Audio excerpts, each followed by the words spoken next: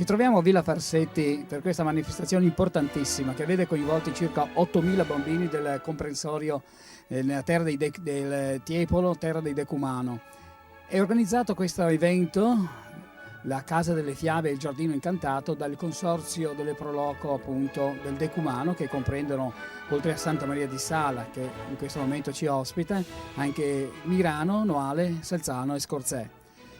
Dicevo 8.000 bambini interessati, solo nella giornata di ieri ben 800 bambini sono arrivati con i loro rispettivi genitori per assistere a questo straordinario evento promosso appunto dal consorzio, con tanti e tanti interpreti che sono proprio tratti e traggono origine dalle nostre Proloco. È indubbiamente un evento straordinario, soprattutto perché si verifica il 26 e il 27 di dicembre, appena dopo Natale, quando i bambini sono a casa dalla scuola, così anche i genitori possono essere partecipi di questo evento e vivere insieme queste 2 giornate insieme ai loro bambini.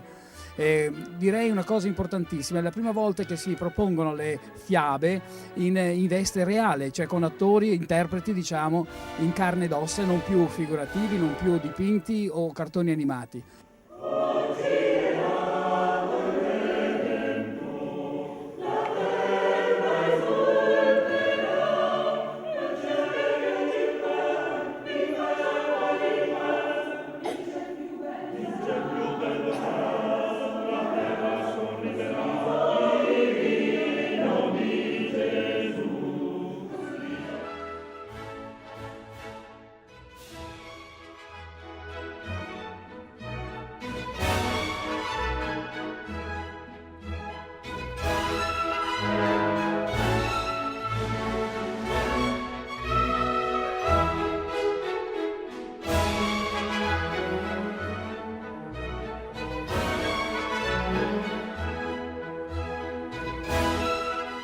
Il tutto è venuto gratuitamente perché è sostenuto ovviamente da un contributo della provincia di Venezia e dell'azienda di promozione turistica, quindi noi ringraziamo ovviamente i 2 enti, sia la provincia di Venezia con l'assessorato al turismo che appunto l'assessorato alle Proloco e l'azienda di promozione turistica dell'ambito di Venezia. Il successo è enorme, la prima volta che veniva proposto, credo che sarà sicuramente un evento da proporre negli anni futuri.